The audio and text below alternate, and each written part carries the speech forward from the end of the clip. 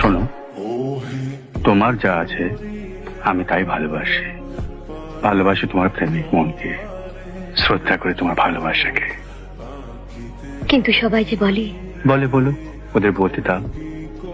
তুমি সমস্ত ঐশ্বর্য ছেড়ে আমার কাছে চলে এসো। চলে এসো খুব একটু সাধারণ মেয়ে হয়ে। আমার ভালো লাগবে। আর তোমার মাকে জানিয়ে দিও যে তার সম্পত্তির উপরে আমার এক ফোঁটাও লোভ নেই। তাহলে তাহলে আমাদের বিয়ে হবে। আর সেদিন তুমি আমার কাছে আসবে ঠিক এমনি নিঃসঙ্গ হয়ে, এমনি আবেগ চঞ্চল মন নিয়ে।